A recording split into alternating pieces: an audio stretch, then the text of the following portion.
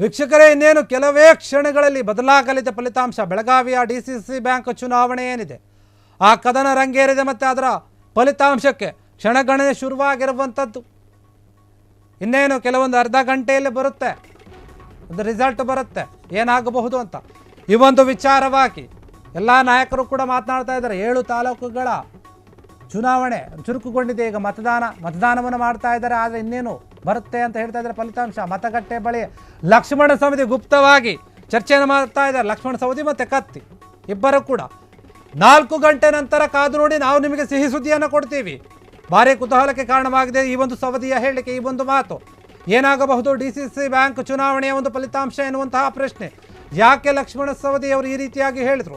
ಯಾರಿಗೆ ಒಲಿಯಲಿದೆ DCC bank ಗದ್ದುಗೆ ಎನ್ನುವಂತಹ ಪ್ರಶ್ನೆ. ಹೀಗಾಗಿ ಕೆಲವೇ ಒಂದು ಕ್ಷಣಗಳಲ್ಲಿ ಬರುತ್ತೆ ಡಿಸಿಸಿ ಬ್ಯಾಂಕ್ನ ಚುನಾವಣೆ, ಕಾದು ನೋಡಿ. ಬೆಳಗಾವಿ ಡಿಸಿಸಿ ಬ್ಯಾಂಕ್ ಚುನಾವಣೆ ಏನಿದೆ ಅದು ನಮಗೇನೇ ಒಲಿಯುತ್ತೆ, ಸಿಹಿ ಸುದ್ದಿ ಕೊಡ್ತೀವಿ ನಾವು ನಿಮಗೆ ಅಂತ ಹೇಳ್ತಾ ಇರುವಂಥದ್ದು. 7 ತಾಲೂಕುಗಳ ಚುನಾವಣೆ ಇದು ಆಗ್ತಾ ಇದೆ. ಈ ಒಂದು ವಿಚಾರವಾಗಿ ಲಕ್ಷ್ಮಣ ಸವದಿ ಮತ್ತು ರಮೇಶ್ ಕತ್ತಿ ಇಬ್ಬರು ಕೂಡ ಗುಪ್ತವಾಗಿ ಮಾತುಕತೆಯನ್ನು ನಡೆಸ್ತಾ ಇದ್ರು ಮತಗಟ್ಟೆಯ ಬಳಿ. ಅಲ್ಲಿ ಯಾರೋ ಕೇಳಿದಾಗ ಹೇಳ್ತಾರೆ, 4 ಗಂಟೆಯ ನಂತರ ನೀವು ನೋಡಿ, ನಿಮಗೆ ಒಂದು ಸಿಹಿ ಸುದ್ದಿಯನ್ನು ಕೊಡ್ತೀವಿ, ನಾವೇ ಗೆಲ್ತೀವಿ ಅನ್ನುವಂಥ ರೀತಿಯಲ್ಲಿ ಲಕ್ಷ್ಮಣ ಸವದಿ ಹೇಳಿರುವಂಥದ್ದು. ಈ ಒಂದು ಹೇಳಿಕೆ ಏನಿದೆ ಈಗ ಭಾರಿ ಚರ್ಚೆಗೆ ಕಾರಣವಾಗ್ತಾ ಇದೆ ಮತ್ತು ಕುತೂಹಲವನ್ನು ಮೂಡಿಸ್ತಾ ಇದೆ. ಸವದಿ ಅವರು ಹೇಳಿರೋದಾದ್ರೆ ಪಕ್ಕ ನಿಜ ಆಗುತ್ತಾ? ಏನಾಗುತ್ತೆ ಫಲಿತಾಂಶ? ಏನು ಬರಬಹುದು? ಯಾರು ಗೆಲ್ಲಬಹುದು? ಈ ರೀತಿಯಾದಂಥ ಒಂದು ಪ್ರಶ್ನೆಗಳು ಹುಟ್ಟಾಗ್ತಾ ಇವೆ. ಲಕ್ಷ್ಮಣ ಸವದಿ ಅವರು ಹೇಳಿದ ಆ ಒಂದೇ ಮಾತು ಈಗ ಭಾರಿ ಕುತೂಹಲಕ್ಕೆ ಕಾರಣವಾಗ್ತಾ ಇರುವಂಥದ್ದು. 4 ಗಂಟೆಯ ನಂತರ ಕಾದು ನೋಡಿ, ನಿಮಗೆ ಸಿಹಿ ಸುದ್ದಿಯನ್ನು ನಾವು ಕೊಡ್ತೀವಿ ಅಂತ ಹೇಳ್ತಾ ಇದ್ದಾರೆ. ಹಾಗಾದರೆ ಎಲ್ಲೋ ಒಂದು ಕಡೆ ಈ ಒಂದು ಚುನಾವಣೆಯಲ್ಲಿ ನಾವೇ ಮೇಲುಗೈ ಸಾಧಿಸ್ತೀವಿ ಅಂತ ಲಕ್ಷ್ಮಣ ಸವದಿ ಅವರಿಗೆ ಗೊತ್ತಾಗಿದೆಯಾ? ಹಾಗಾದರೆ ಜಾರಕಿಹೊಳಿ ಬ್ರದರ್ಸು ಸೋಲೋದು ಪಕ್ಕಾನ, ಮುಖಭಂಗ ಆಗೋದು ಪಕ್ಕಾನ ಎನ್ನುವಂತಹ ಒಂದು ಪ್ರಶ್ನೆಗಳು ಕೂಡ ಉಟ್ಕೊಳ್ತಾ ಇವೆ.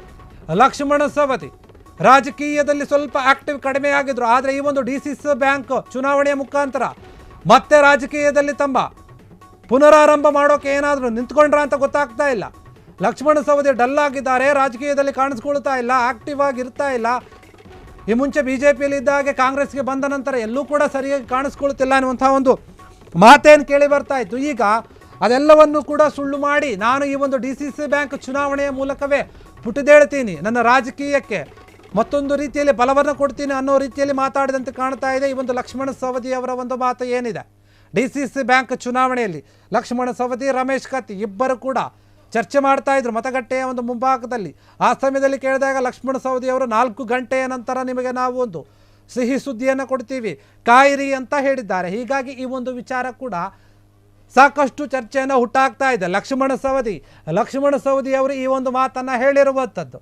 ರಮೇಶ್ ಕತ್ತಿ ಮತ್ತು ಲಕ್ಷ್ಮಣ ಸವದಿ ಇಬ್ಬರು ಕೂಡ ಒಂದು ಕಡೆ, ರಮೇಶ್ ಜಾರಕಿಹೊಳಿ, ಸತೀಶ್ ಜಾರಕಿಹೊಳಿ ಅವರಿಬ್ಬರು ಒಂದು ಕಡೆ, ಅವರವರು ಅವರ ಒಂದು ಬಲವನ್ನು ಉಪಯೋಗಿಸಿಕೊಂಡು ಈ ಚುನಾವಣೆಯಲ್ಲಿ ಗೆಲ್ಲುವಂತಹ ಅಥವಾ ಮೇಲುಗೈಯನ್ನು ಸಾಧಿಸುವಂತಹ ಒಂದು ಕೆಲಸವನ್ನು ಮಾಡ್ತಾ ಇದ್ದಾರೆ. ಡಿಸಿಸಿ ಬ್ಯಾಂಕ್ ಚುನಾವಣೆ ಬೆಳಗಾವಿಯಲ್ಲಿ ಸಾಕಷ್ಟು ರಂಗೇರ್ತಾ ಇದೆ. ಸಮಯ ಕಳೆದಂತೆ ಎಲ್ಲರಲ್ಲಿಯೂ ಕೂಡ ಕುತೂಹಲ ಹೆಚ್ಚಾಗ್ತಾ ಇದೆ. ಇನ್ನೇನು ಕೆಲವೇ ಕ್ಷಣಗಳಲ್ಲಿ ಫಲಿತಾಂಶ ಬರುತ್ತೆ ಅಂತ ಕೂಡ ಹೇಳ್ತಾ ಇದ್ದಾರೆ. ಹಾಗಾದರೆ ಏನಾಗಬಹುದು? ನಮ್ಮ ನಾಯಕರಿಗೆ ಒಂದು ಮೇಲ್ಗೈ ಆಗುತ್ತಾ ಅಂತ ಕಾರ್ಯಕರ್ತರು ಕಾಯ್ತಾ ಇದ್ದಾರೆ. ಎರಡೂ ಕಡೆಯಲ್ಲಿಯೂ ಸಹ ಲಕ್ಷ್ಮಣ ಸವದಿ ಅವರ ಮಾತು ಮಾತ್ರ ನಿಜಕ್ಕೂ ಕೂಡ ಎಲ್ಲರ ಒಂದು ತಲೆಯನ್ನು ಕೆಡಿಸ್ತಾ ಇದೆ. ಹಾಗಾದರೆ 4 ಗಂಟೆಯ ನಂತರ ಏನಾಗಬಹುದು? ಲಕ್ಷ್ಮಣ ಸವದಿ ಅವರು ಹೇಳಿರುವಂಥದ್ದು ಒಂದು ಭವಿಷ್ಯದ ಮಾತ. ನಿಜವಾಗಿಯೂ ಕೂಡ ಅವರ ಕಡೆಗೇನೆ ತಿರುಗುತ್ತಾ ಈ ಒಂದು ಚುನಾವಣೆ, ಅವರೇ ಒಂದು ಮೇಲುಗೈ ಸಾಧಿಸ್ತಾರಾ ಎನ್ನುವಂತಹ ಮಾತು ಇರುವಂಥದ್ದು ಈ ಒಂದು ವಿಚಾರದಲ್ಲಿ. ಬೆಳಗಾವಿಯ ಚುನಾವಣೆ ಏನಿದೆ ನಿಜಕ್ಕೂ ಕೂಡ ಆ ನಾಯಕರಿಗೆ ಇಷ್ಟೊಂದು ಪ್ರತಿಷ್ಠೆಯ ಅನ್ನುವಂತಹ ಮಾತು ಕೇಳಿ ಬರ್ತಾ ಇದೆ.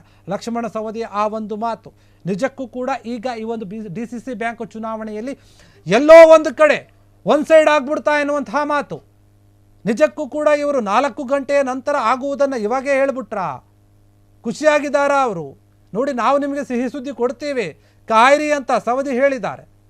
ನಿಜವಾಗ್ಲೂ ಹಾಗಾದರೆ ಲಕ್ಷ್ಮಣ ಸವದಿ ಹೇಳಿದ್ದೇ ನಿಜ ಆಗುತ್ತಾ, ಅಥವಾ ಲಕ್ಷ್ಮಣ ಸವದಿ ಹೇಳಿದ್ದಂತಹ ಹೇಳಿಕೆಗೆ ಏನಾದರೂ ವಿರುದ್ಧವಾದಂತಹ ಒಂದು ಫಲಿತಾಂಶವನ್ನು ಬರುತ್ತಾ ನೋಡ್ಬೇಕು. ಯಾಕಂದರೆ ಜಾರಕಿಹೊಳಿ ಬ್ರದರ್ಸ್ ಸ್ವಲ್ಪ ಸೈಲೆಂಟ್ ಆಗಿದ್ದಾರೆ, ಕಾದು ನೋಡಿ ಹೊಡೆಯುವ ಒಂದು ತಂತ್ರಗಾರಿಕೆಯನ್ನು ಬಳಸ್ತಾ ಇದ್ದಾರೆ ಅಂತ ಕಾಣಿಸ್ತಾ ಇದೆ ಈ ಒಂದು ವಿಚಾರದಲ್ಲಿ.